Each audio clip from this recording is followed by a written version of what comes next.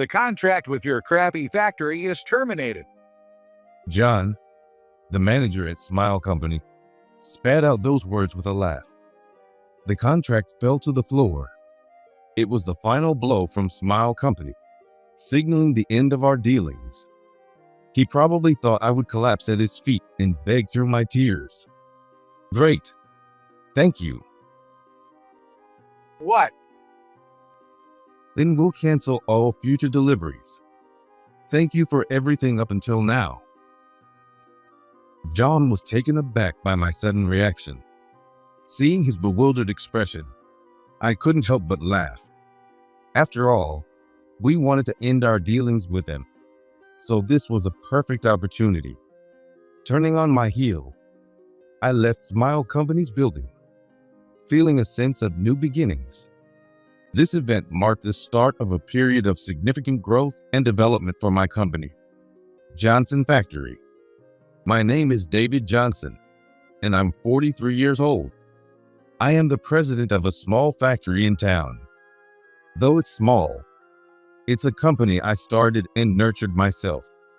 It's like my child, and its name is Johnson Factory. It has built up a solid track record and grown to the point where it now boasts several major clients. Due to certain circumstances, I started working right after high school and got a job at a local factory. That's where I discovered the joy of manufacturing and dreamed of having my own factory in my early 20s. After saving up enough money, I went independent and started my dream factory. The days of working as the boss were incredibly hectic. However, time flew by because every day was fulfilling. Looking back, my life was rather unremarkable, especially my high school years, which were filled with bitter memories I'd rather forget. But my real life started here. My life blossomed after I entered the workforce, and things went smoothly. I even got married, thanks to a fortunate encounter. My beautiful younger wife, Nancy, is intelligent and dependable. She's such a wonderful woman that I feel I don't deserve her. I once asked her what she saw in me, and she smiled and said, I think your passion for manufacturing is wonderful. Bringing happiness and smiles to people through your work is truly amazing. You're giving me too much credit. Really? It's just a normal assessment. Nancy understands and supports my work. Without her, neither my life nor my work would have gone this well. Though we haven't been blessed with our children, I believe that with her, we can continue to have happy days.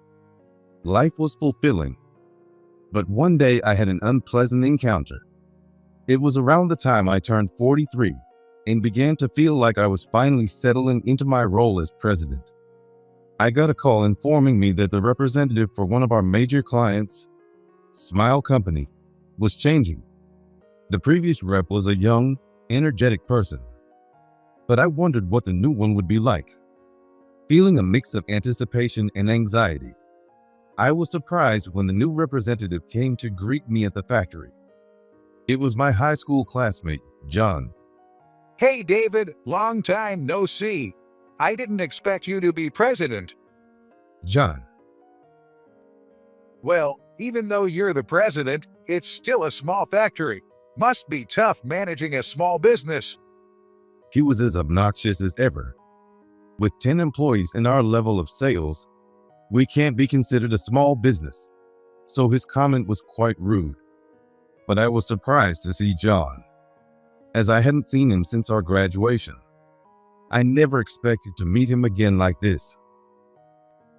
John didn't seem too surprised, as if he already knew I was the president, and he looked around the factory with a scrutinizing gaze. You've been making parts in this old factory? There might be rats around. You're not producing defective products, are you? Don't worry. We keep everything clean and well organized. We also have ISO 9001 certification. ISO is an international standard. There are various types of standards, but having this certification means we are trusted not only domestically, but also in international transactions. and my factory obtained it early on. I said this with pride, but John seemed more interested in my tone. What's that? By the way, why are you being so formal? Well, you are an important client. Is it because I took your ex-girlfriend? You're such a wimp, David. Please stop it. I didn't want him shouting about my ex in a loud voice. I was worried my employees might have heard that. Yes, in the past, John had taken my girlfriend. Back when I was in high school, I got my first girlfriend. A popular girl in my class became my girlfriend, and for a moment I was overjoyed, and John started harassing me. Being at the top of the social hierarchy, he couldn't stand that a quiet, unremarkable guy like me had a cute girlfriend, and he mocked me behind my back. At first, it was just hiding my textbooks or excluding me, but it escalated to throwing away my lunch and my shoes. A few friends tried to stand by me, but as they feared becoming John's next target, their numbers dwindled to 1 or 2. I couldn't blame them. Nobody wants to get caught up in that kind of mess. Those days were already hard enough. But then one day, my girlfriend finally broke up with me. Sorry, but John is just cooler than you. Sorry, David. You were never good enough for her anyway. They stood there, arm in arm, looking down at me. I can't believe she would fall for a guy like him. I was betrayed by the person I trusted. I lost my friends, and my heart broke. Feeling utterly miserable, I ended up skipping school. I couldn't even go to school and spent my days just wandering around the local parks and streets. Eventually, I couldn't even focus on my studies. That's why I started working right after high school. But then I discovered my passion for manufacturing, started my own company, and became its president. So life is full of surprises. I was showing John around the factory for a while, but he just looked around with a bored expression. However, when we got to the office, his eyes lit up. Hey, the office lady is cute. Introduce me to her. I followed his gaze and was horrified. You must be joking. She's my wife. The person who caught John's eye was none other than my wife, Nancy, who was working on the accounting at her desk. At 32, Nancy is indeed a beautiful woman who draws attention. Nancy's presence motivates me to work hard. Nancy is also a pleasant sight for the other employees. Not only is she beautiful, but she's also quick-witted and highly competent, which is why she handles the company's accounting. That, unfortunately, led to the situation where John noticed her. So, she's David's wife. John smirked. Then he approached Nancy, who was busy with her work, and spoke to her. Nice to meet you. I'm John, the new representative from Smile Company. As expected of the president's wife, Nancy, you are stunning. Nice to meet you too. Nancy responded, looking puzzled. She had no idea that the man in front of her had once stolen my girlfriend. I, on the other hand, couldn't forcibly pull John away in front of the other employees, so I could only watch nervously. Surprisingly, John only exchanged a few polite words as a business associate and left the office. But I couldn't shake the uneasy feeling that this wouldn't be the end of it. Sure enough, our dealings with Smile Company brought significant challenges for our company. They increased the number of orders. While this was good for sales, the problem was the short deadlines and pressure to cut costs. We were required to deliver in a very short time and were also asked to reduce our invoice amounts. Given our long relationship with Smile Company, we extended our working hours and kept our prices reasonable to meet their demands. However, this negated the increase in sales. In fact, more employees started to dread orders from Smile Company. Oh my God, it's Smile Company again? A 1-week deadline? That's crazy. I tried my best to calm and support my employees. I'm sorry, I'll try to negotiate for more time. But for now, please start the work. Okay, but David, please don't overwork yourself and stay late. We'll help too. I'm sorry. Thank you. I am truly blessed with great employees. I almost teared up. Later, I contacted John to ask if he could extend the deadline a bit. Surprisingly, he agreed to our request. Well, all right. But in that case, prepare half the lot first, and I'll come to pick it up. Oh, okay. Thank you. He's more reasonable than I thought. I felt relieved. Preparing half the lot right away was doable. I immediately started getting the products ready for delivery as he requested. John came to pick up the half lot promptly and agreed to extend the deadline by a few days. So, he can be flexible if you talk to him. I let my guard down, and that was my mistake. David, load the delivery into my company car. I'm going to use the restroom. With that, John headed towards the office. While I was busy carrying the goods at the back of the factory, Nancy came running from the office. David, For some reason, her clothes were slightly disheveled. Nancy, what's wrong? Why are you so flustered? I don't know what to do. Just then, John approached, making loud footsteps. That was harsh, Nancy. Look, you left a mark. Nancy flinched and hid behind me. John had scratch marks on the back of his hand. Nancy's disheveled clothes, her fearful demeanor towards John, and the scratch marks on John's hand. Imagining the worst possible scenario from that, my face turned pale. Did you try to with Nancy? Oh, come on. I haven't done anything yet. Yet? A chill ran down my spine. If she hadn't escaped on her own, Nancy might have been overpowered by John. No, it can't be possible for someone to do such a thing at a client's company. But knowing how John mocked me with my ex-girlfriend in the past, he could do anything. He's a devil who enjoys taking women from me. My blood boiled. Before I knew it, I had grabbed John, who had a smug smile on his face. You bastard! Oh no. Stop it, David. The commotion quickly escalated, and employees rushed over. They held me back and calmed me down until I finally regained my composure. However, John, adjusting his disheveled clothes and hair, shouted angrily at me. I can't do business with a company that has such a violent president. There are plenty of other companies to replace yours. What did you say? I was about to explode in anger again, but Nancy hugged me from behind to calm me down. John laughed mockingly at the sight. The only good thing about this company is it's pretty office lady. Too bad. I wanted to have more fun. I shielded Nancy from his leering gaze. Nancy trembled like a scared puppy until John left in his company car and disappeared from sight. I'm sorry, David. It's my fault that we lost the deal with Smile Company. It's okay. Don't worry, Nancy. I held her tightly. In that moment, I didn't notice the shadow slowly approaching.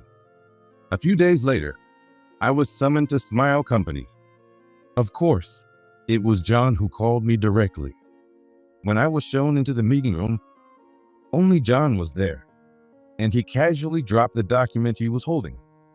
The contract with your crappy factory is terminated. The document was our basic trade agreement. Are you sure? Even if you can't use our products anymore? I told you, there are plenty of companies that can replace yours. We're a major company, not a small business. There are tons of companies that want to work with us. Are you really sure about this? Persistent, aren't you? Didn't you graduate from being a wimp in high school? John sneered. Perhaps he thought I would cry and cling. and after looking at the contract on the floor, I looked up and laughed. Great. Thank you. What? Then we'll cancel all future deliveries. Thank you for everything up until now. Without picking up the contract, I turned on my heel. I felt a sense of relief at finally being freed from John. I felt a bit sorry for Smile Company, given our long relationship. But assigning John as our contact was the end of it. It was just bad luck. With that in mind, I accepted it and reached for the door. Wait, David. Are you really okay with this? You're going to lose a huge deal. Huge? We're talking about a few hundred lots. That's hardly something to brag about. What? I deliberately acted defiant, and seeing John's unexpectedly angry face was amusing. It looks like John is the one who's panicking. I slowly turned to face John and said to him, "Just so you know, we hold the patent for that product. What? Your company's revenue from using our product was around $2 billion, right? It will be interesting to see if you can produce and sell the same without our product." I could hear John gulp. It seemed my determination was getting to him. However, I no longer intended to suppress the feelings of anger. I was fueled by the desire for revenge for what he did to Nancy. A patent for that product? It's not even advanced technology. There are plenty of similar products. Don't get cocky. Is that so? Well, if that's how you feel, then there's nothing more to say. There was no point in saying more to John, who clearly didn't understand the field. Grabbing the doorknob again, I left Smile Company. I immediately made a call. "Hello, Mike. Thanks for taking my call. Yes, I'll be over shortly to discuss the new product. Looking forward to it." I drove off in the company car. The wind blowing in through the slightly open window felt like a fresh breath for Johnson Factory. John said it wasn't advanced technology, but that was his shallow thinking. My factory has many unique technologies, and numerous companies besides Smile Company want to contract with us for our products. We have many overseas clients, and our sales are excellent. Not only that, but we also receive licensing fees for our patents. This was Nancy's suggestion after we got married. David, your company's technology is amazing. Why don't you get patents? Patents. Not knowing much about it, I learned from Nancy, who had worked in an office before we got married, and we obtained as many patents as possible. Along with that, we acquired ISO certification for international standards. In no time, the factory expanded globally, and our business partners became large corporations. John mocked my factory as a crappy factory, but we are already constructing a new facility, scheduled for completion next year. It will be the new main factory, while the current one will become the second factory, led by a trusted employee as the plant manager. Feeling a refreshing breeze, I arrived at Rainbow Corporation, our new client. The building was much larger than Smile Company's, and I felt a bit intimidated as I entered. "Hey, David. I've been waiting for you." "Mike, thank you for the opportunity to discuss business today. I look forward to working with you." "Relax. No need to be so formal. I'm looking forward to working with you too." Friendly as ever, Mike greeted me with a familiar smile. Mike is the department head at Rainbow Corporation. He was also a friend of mine from high school. Armed with my proposal and samples, I confidently presented our products. In fact, right after that commotion, Mike visited my factory. He had heard about my situation from John, with whom he still had business relations.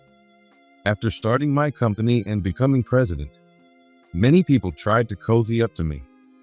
I wondered if Mike was just another one of those people, especially after dealing with John, and I faced him with a heavy heart.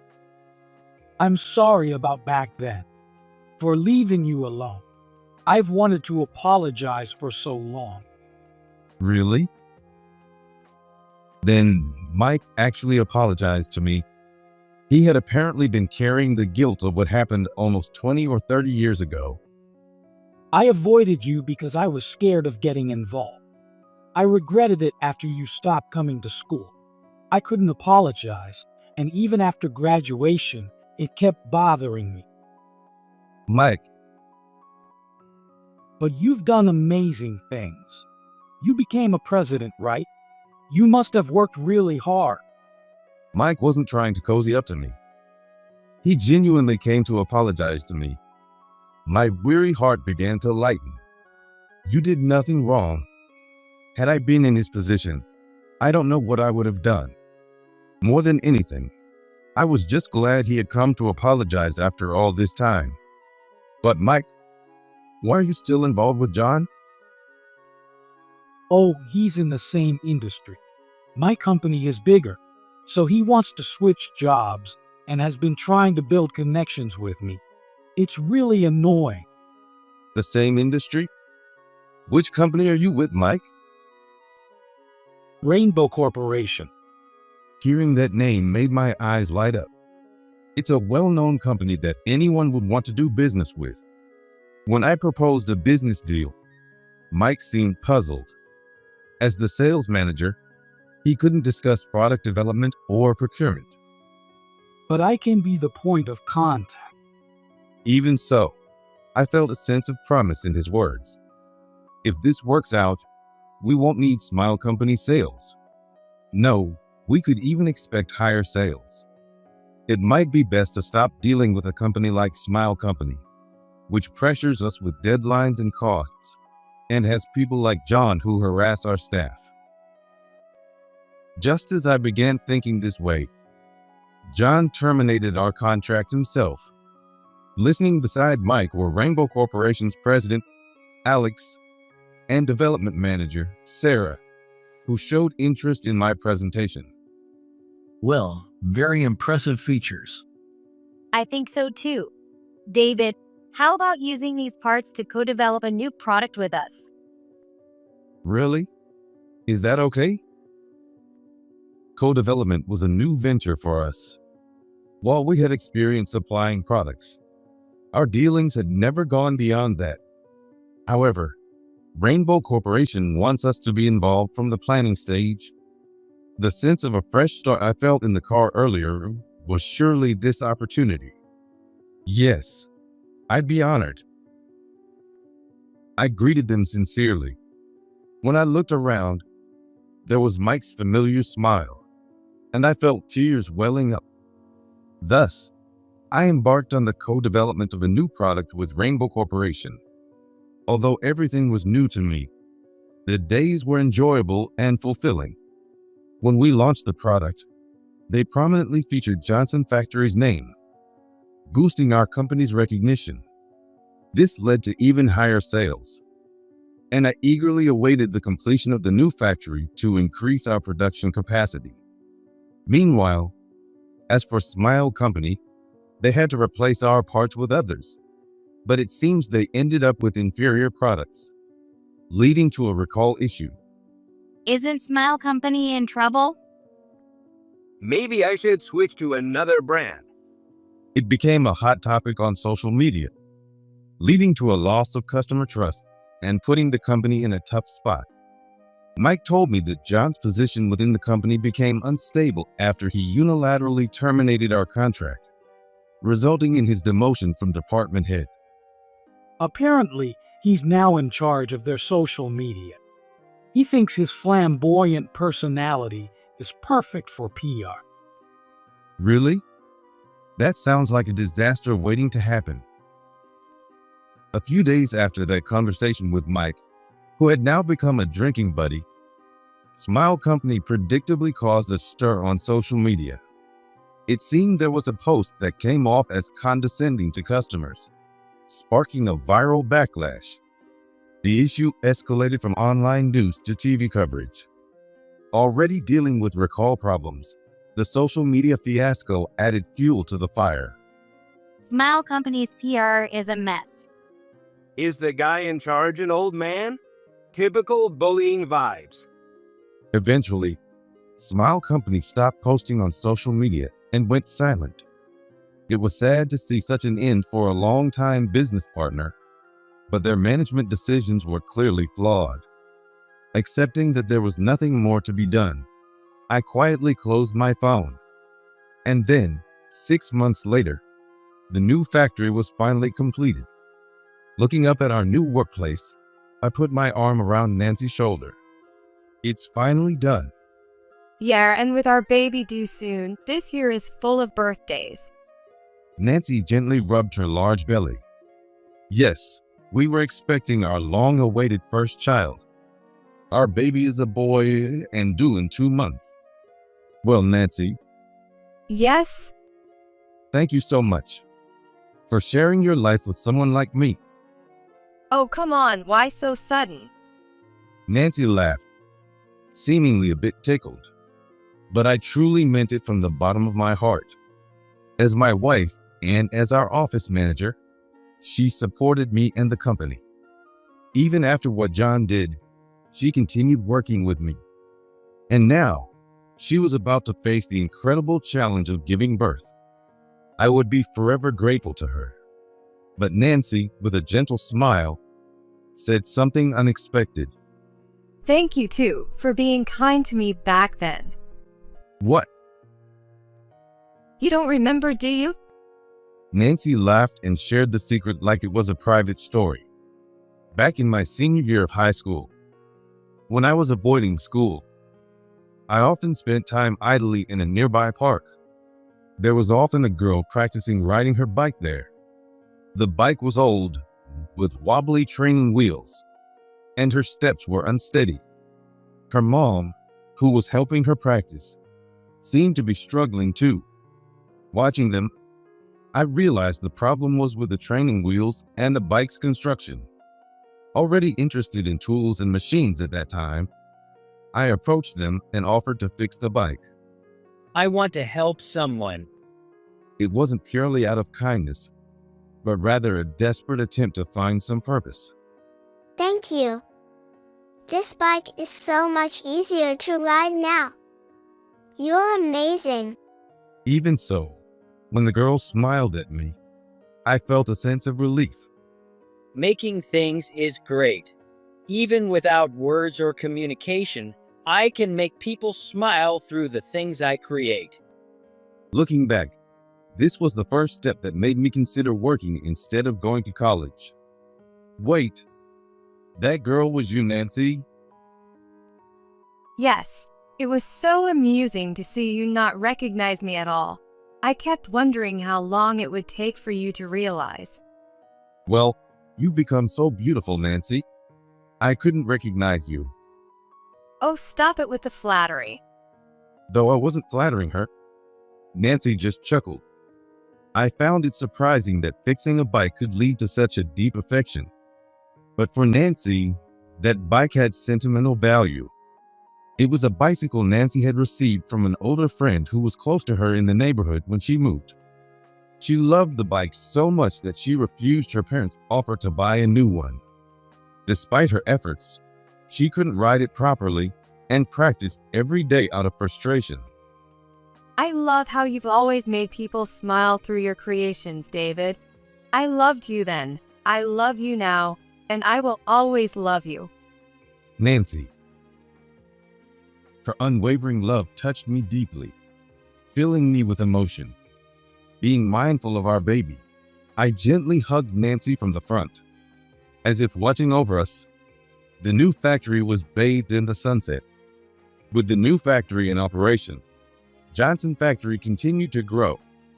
We needed more staff, so we posted a job opening, and to my surprise, John applied.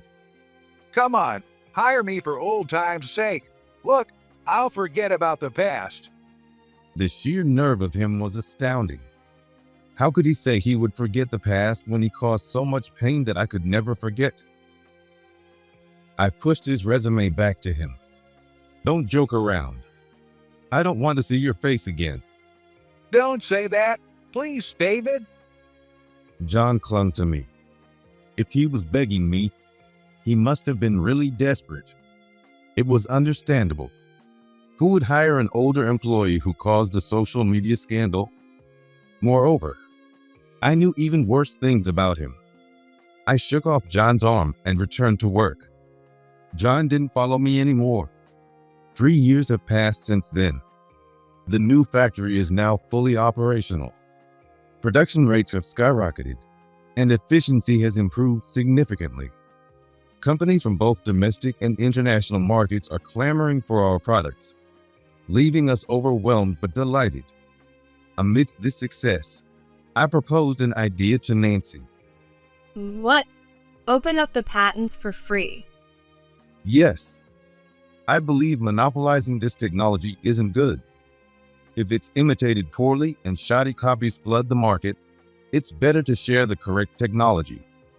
Ever since Smile Company's recall incident, I have been considering opening up our patented technology for free use.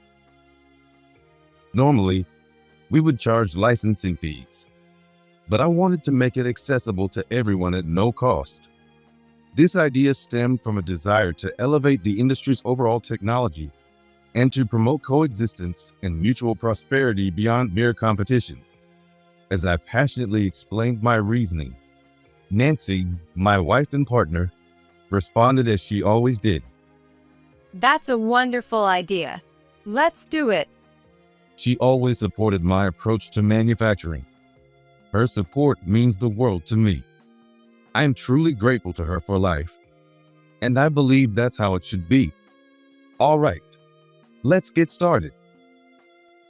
Clapping my hands, I stood up. Our factory will continue to grow, just like the son born to us. I am working hard to manufacture things that I love so that I can be proud of my child who is growing up every day.